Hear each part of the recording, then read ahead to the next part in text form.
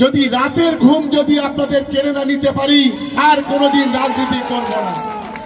আজ এখানে দাঁড়িয়ে বলে যাচ্ছি, রাতের ঘুম হারাম করে দেব আমি। যে দলের নেতা নিজের একজন ধর্ষণকারী হয় তাকে ধর্ষক ছাড়া আর কিছু বলা যায় না।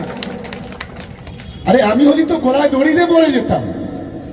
এখানে আইএসএফ এর যারা বড় বড় কথা বলে, আরে আপনার হুজুর একটা মেয়ের সঙ্গে 3 বছর ধরে মেলামেশা করে হাইকোর্টে 40 জন উকিল দিয়ে জামিন নিয়ে ঘুরে বেড়ায়, কেন লজ্জা করে না? আমি জঙ্গি বললে ওনার গায়ে জ্বালা করে। আমি শুধু জঙ্গি বলছি না, আমি বলছি জঙ্গিদের সবচেয়ে বড় সর্দারের নাম হচ্ছে নওশাদ সিদ্দিকী। আজকে প্রকাশ সেখানে বলে যাচ্ছে, মানুষকে বোকা বানানোর যে কারখানা আপনি করলেন, মেশিন তৈরি করলেন, এটা কেন?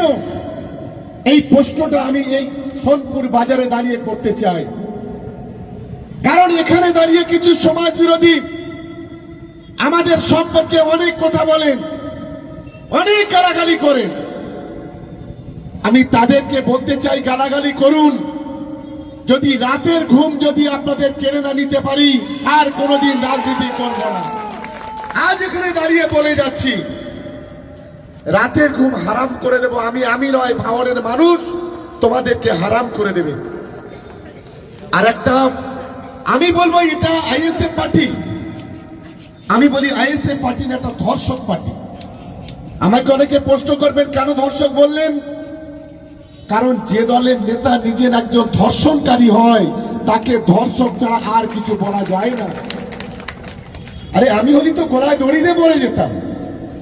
এখানে আইএসএফ এর যারা বড় বড় কথা বলে, আরে আপনার হুজুর একটা মেয়ের সঙ্গে 3 বছর ধরে মেলামেশা করে হাইকোর্টে 40 জন উকিল দিয়ে জামিন নিয়ে ঘুরে বেড়ায়, কেন লজ্জা করে না? কি ঠিক বলছি তো নাকি? লজ্জা করে না? এখনো পর্যন্ত অ্যান্টিসেপ্টিক বেল নিয়ে ঘোরে আর বড় বড় কথা বলে। আমি ভাঙড়ের শুভবুদ্ধি সম্পন্ন মানুষের কাছে অনুরোধ, যেদিন ভোট গণনা হয়েছিল বিবেকের কাছে প্রশ্ন করবেন, সেদিন কাঠালিয়া স্কুলে তৃণমূল কংগ্রেস ছিল না। সেদিন সেন্ট্রাল ফোর্সের বিরুদ্ধে, পুলিশের বিরুদ্ধে গুলি চালিয়েছিল কে? এই নওশাদ সিদ্দিকীর উস্কানিতে ভাঙড়ের কিছু ছেলেরা। 3 জন মারা গিয়েছিল কারা? এই ভাঙড়ের তাজা সন্তান তারা। কার ইঙ্গিতে? নওশাদ সিদ্দিকীর ইঙ্গিতে। আমি জঙ্গি বললে ওনার গায়ে জ্বালা করে। আমি শুধু জঙ্গি বলছি না, আমি বলছি জঙ্গিদের সবচেয়ে বড় সর্দারের নাম হচ্ছে নওশাদ সিদ্দিকী। আজকে প্রকাশ সেখানে বলে যাচ্ছে। কারণ আজকে কাশ্মীরে জঙ্গিদের বিরুদ্ধে লড়াই করছে কারা? যারা আমাদের বীর সেনারা আজ মাতৃভূমি রক্ষা করার জন্য লড়াই করছে। আর সেই কাশ্মীরি আজকে যারা লড়াই করছে তাদের বিরুদ্ধে সেদিন গুলি চালিয়েছিল কারা? আইএসএফ এর নেতৃত্বে, নওশাদের নেতৃত্বে আইএসএফ এর সমাজ বিরোধীরা। জঙ্গি বলছি, গায়ে জ্বালা করছে। আমরা দেখতে চাই আগামী দিনে, এখনো 8 মাস 10 মাস ভোটের বাকি। একবার ভেবে দেখুন না বিবেকের কাছে, হুজুর তো বাড়িতে বউ বাচ্চা নিয়ে ভালো করেই সেখানে পরিবারের সঙ্গে শুয়ে আছে, আর আপনারা মাঠে শুচ্ছেন কেন? হুজুর তো কোনদিন ভাঙড়ের কেসে এখন একদিনও জেল খাটেনি। জেল খাটছে কারা? ভাঙড়ের যারা গরিব মেহনতি মানুষ তারা। হুজুর 1 বছর পরে চলে যাবে।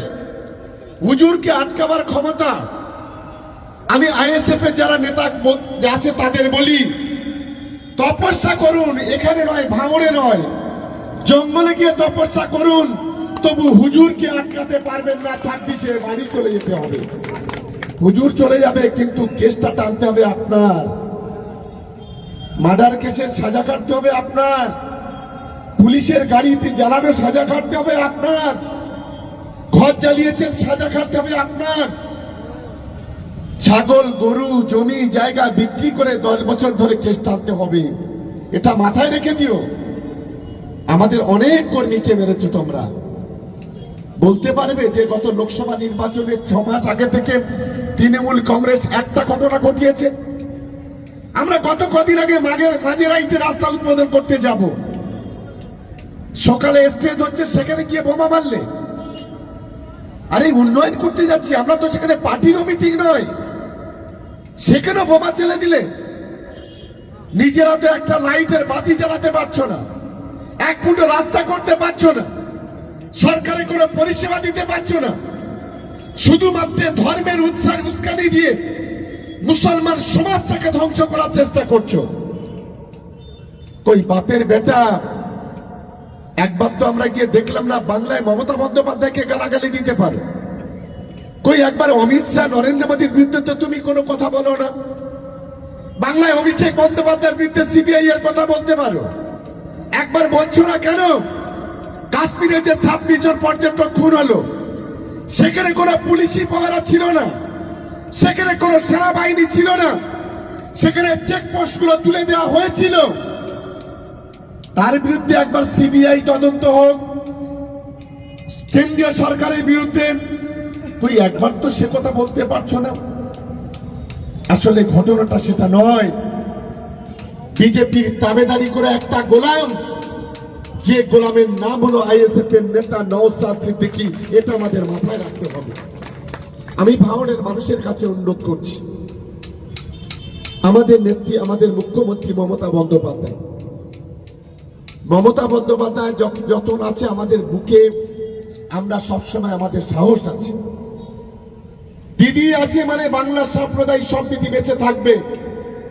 দিদি আছে মানে বাংলার সংখ্যালঘু বা সংখ্যাগুরুদের মধ্যে কোনো দাঙ্গা হবে না। দিদি আছে মানে এই বাংলাতে এনআরসি কোনোদিন কার্যকরী হবে না।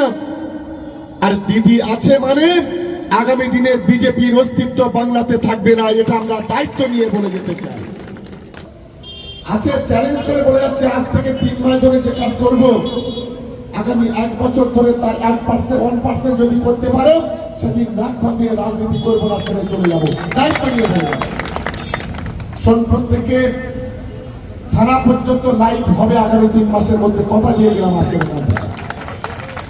কাশীপুর থানা, বোলেরহাট গোটা বাজার লাইট হবে, জামিনগাছি গোটা বাজার লাইট হবে, কাঠালিয়া গোটা বাজার সহ কাঠালিয়া স্কুল পর্যন্ত লাইট হবে, শানপুকুর বাজার যে অঞ্চলে মিটিং করছি, রিঙ্কুদের বাড়ির কাছে শানপুকুর বাজার লাইট হবে, কচুয়াতে লাইট হবে, পাকাপোল, গাবতলা, সাতুলিয়া, ভাঙড় বাজার, বাগলারহাট, বজিরহাট। যদি লাইটটা করতে পারি 3 মাসের 4 মাসের মধ্যে, আর রাজনীতি করতে আপনাদের সামনে আসবো না, কথা নিয়ে যাচ্ছে। আপনার ব্যবসাকে কোটি কোটি মানুষের কাছে পৌঁছে দিতে নামমাত্র খরচে বিজ্ঞাপন দিন আমাদের চ্যানেলে। আমাদের চ্যানেলে বিজ্ঞাপন দিতে আজই যোগাযোগ করুন 8101083012 এই নম্বরে, অথবা মেল করুন justicevoice702@gmail.com এই মেল আইডিতে, অথবা হোয়াটসঅ্যাপ করতে পারেন 8478874243 এই নম্বরে।